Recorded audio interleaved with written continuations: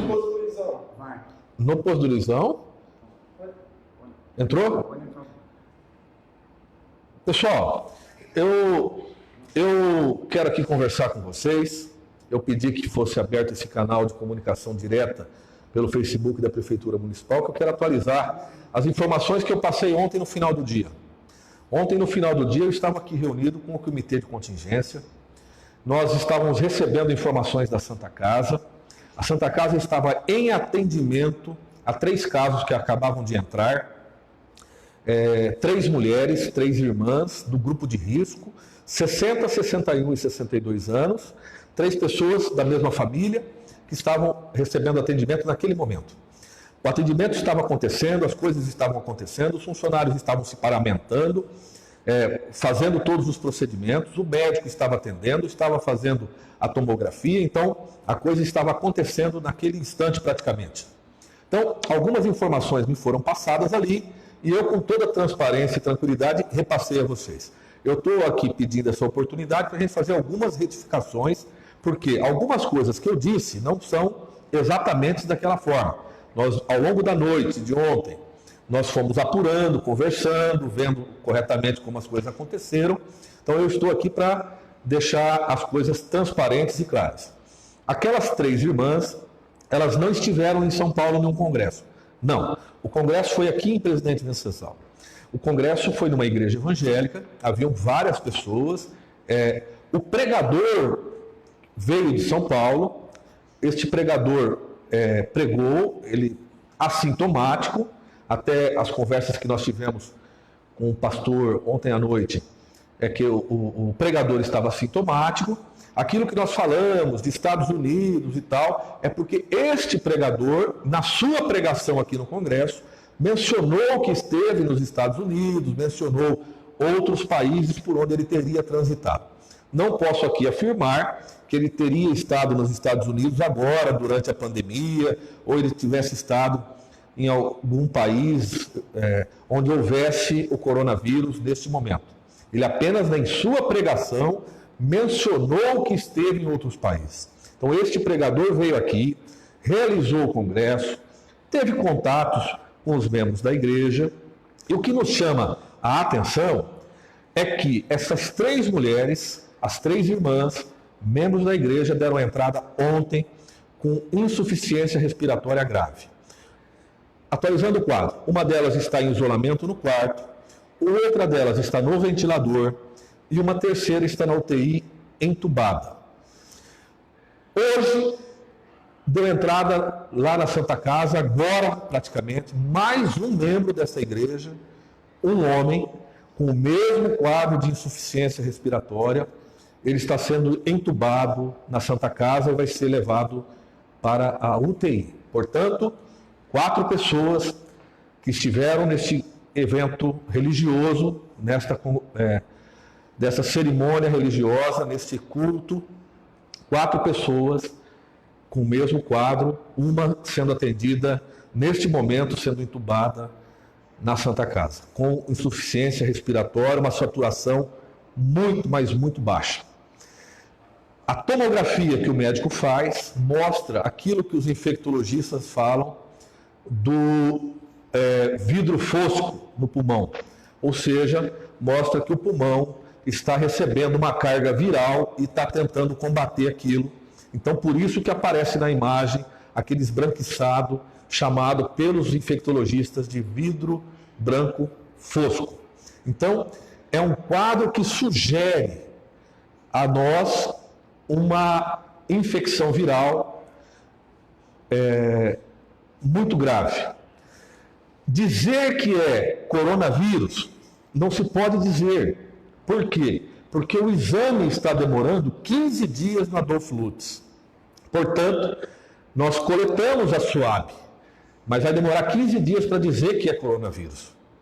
Mas a tomografia mostra vidro branco fosco e as pessoas que estiveram juntas estão na mesma situação de gravidade, de atendimento, de insuficiência respiratória, 2 com intubação. Eu ontem disse também, quero aqui atualizar, que as pessoas seriam removidas para Prudente. Eu tinha recebido a informação que O hospital regional, que é o hospital do Estado, havia liberado a remoção. Essa liberação tinha vindo confirmada por telefone, mas enquanto eu falava aqui, veio por sistema, a negativa da remoção. Ao terminar a minha comunicação, a minha live, é que eu fiquei sabendo que essa negativa tinha sido feita pelo sistema do CROSS. Então, as pacientes ficam aqui, estão aqui, sendo atendidas pela nossa equipe, pelo nosso hospital, pelo nosso pessoal. Isso é preocupante para nós, porque nós temos uma quantidade limitada de equipamentos. Com a entrada deste paciente, e uma vez que ontem, à noite, entrou também na Santa Casa um infartado e um edema agudo de pulmão, com este paciente, nós ficamos já sem espaço para atender mais nenhuma outra pessoa. Então nós não temos mais equipamento para atender absolutamente ninguém, porque a quantidade disponível se esgotou praticamente em um para outro dia. Então essa é a preocupação de nós. Por isso que a fala de se manter em quarentena, a determinação do decreto do governador, a determinação da portaria do Ministério da Saúde.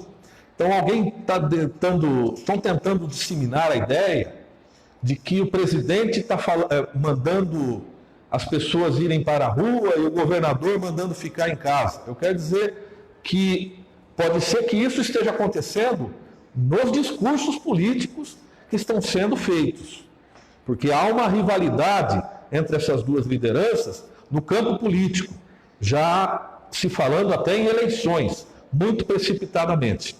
Mas os documentos que mostram aqui, e que temos à mão, o decreto do governador e as portarias do governo federal, falam em isolamento social, falam em quarentena, com liberações por parte do governo federal dos serviços essenciais.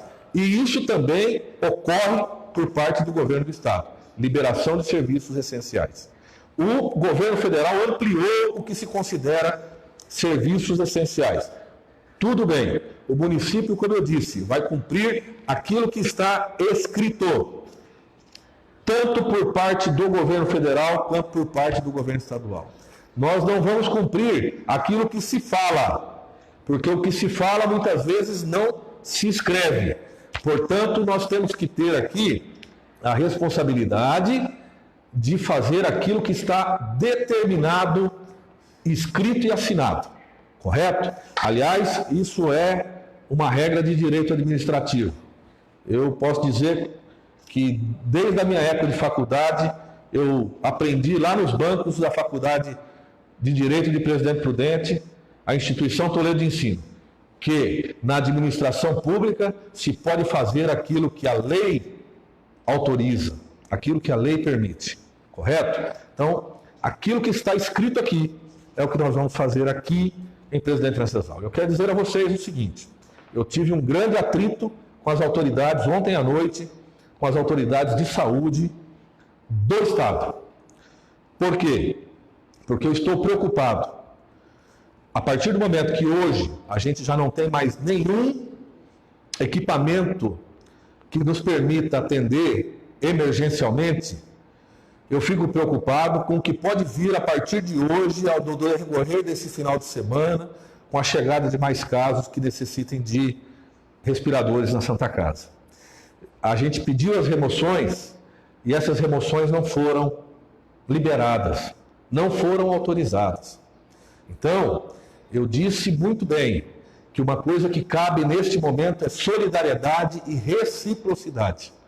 Eu preciso que o Estado libere atendimento ao povo de Presidente Venceslau. Nós aqui precisamos que se saia do discurso e que entre para a prática. Nós precisamos que haja atendimento. O Hospital Regional vai atender só Presidente Prudente? O Hospital Regional não vai atender Presidente Venceslau? Não vai atender Presidente Epitácio? não vai atender Mirante do Paranapanema, não vai atender Teodoro Sampaio, não vai atender as demais cidades aqui da região de Prudente? O Hospital Regional vai atender apenas Presidente Prudente e vai deixar os demais municípios sem atendimento? Os demais municípios que precisam do Estado vão ter o apoio do Estado efetivamente ou não? Porque ontem negaram, ontem não autorizaram, ontem impediram que pacientes fossem para o hospital, dizendo, vocês têm condições de cuidar aí. Correto?